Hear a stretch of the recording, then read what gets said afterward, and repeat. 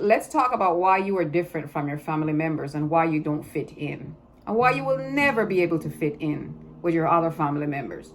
From my own experience, this has happened to me throughout my life. I don't look like them, I don't act like them. I am the odd one out, never fitting in. I stood out like a housefly in a glass of milk. I couldn't fit in with these people.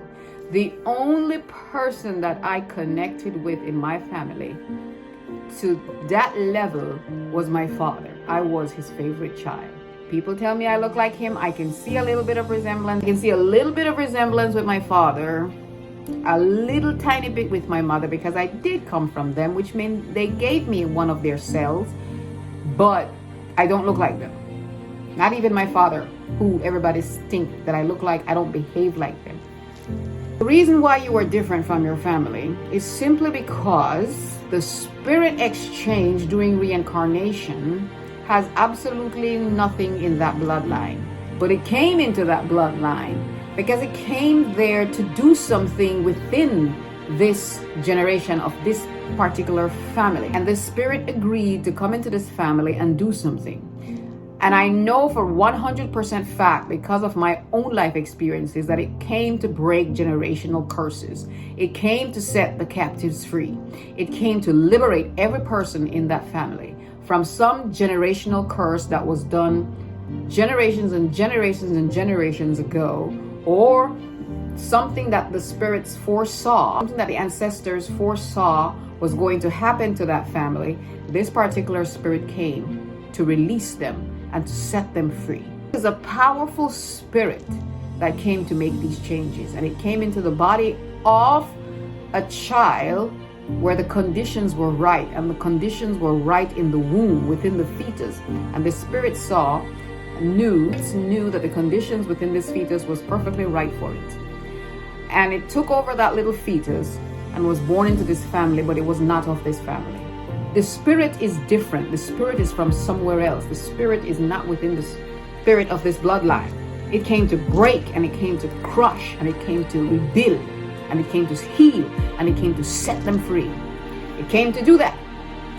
So this is why you are different from your family members. You're not of that family, but you came to release that family. But you were born into the family, which tied you to the family physically and generationally. You came as a warrior.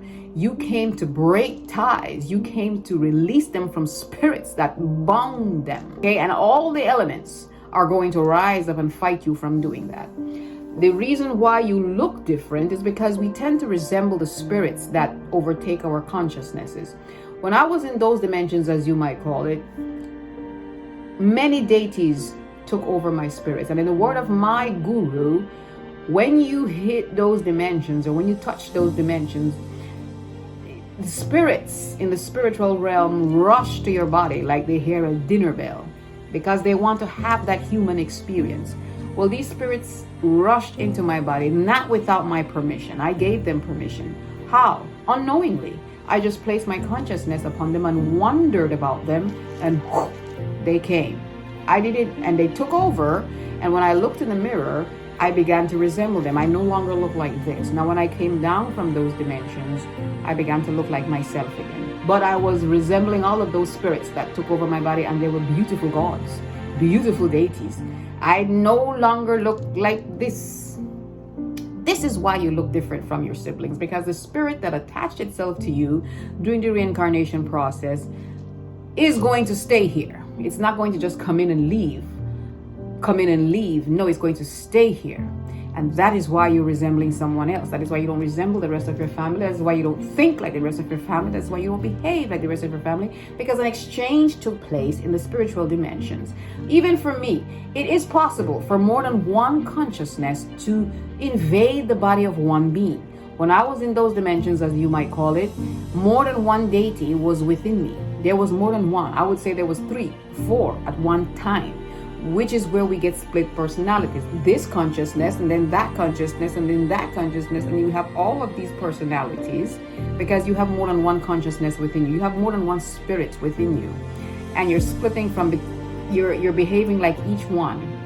And if only I would have captured that on camera. But when you are in those dimensions, experiencing what you're experiencing, you don't think about camera. You don't think about, let me capture this, because you are no longer full human. So you're not thinking, you're literally feeling like you're going to stay this way forever. So why capture it on camera? Because you feel infinite, immortal.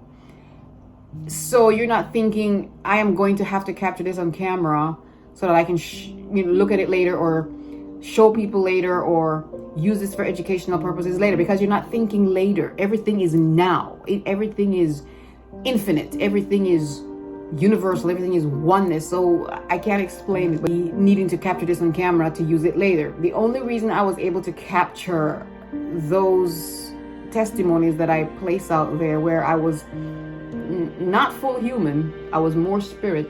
The only reason why I did that was because something prompted me to capture this on camera. This is why you are different. This is why your personality is different. This is why you behave different, because the spirit within you is different, and you're resembling that spirit, and you're behaving like that spirit, and you can have more than one spirit functioning within your being, along with your own consciousness and your own personalities. And this spirit is also within you, in that family, to break curses, to set them free, to liberate them, because the karma is so great. There could be two of you, two consciousnesses in one being. If you notice something in my videos, you will see that I talk like this, like a regular person. And then when I begin my prophecies and my other videos, I speak like someone else, like an old ancient shaman or an old ancient prophet, which is what I noticed within my being when I was very small. They used to call me the little tiny skinny prophet, because I had two voices that would pop out of me. One would be this, my regular childish voice, and then this prophet, this shamanic voice would come out of, I don't even recognize myself sometimes. So there could be two spirits, two beings within one body, and one comes out when deep, powerful spiritual things need to be done, and then it just goes back within my being in the back burner, and then so that this person can function. I am two people. This is where I believe we get this word altar from. Altar. Who is your altar? What is your altar? What do you become when you are in your subconscious mind? And yeah, I'm wearing this because Dark Night of the Soul took my hair. It's all right. Hair is the last thing that I worry about. It's not going to stop me. There's weave lace front.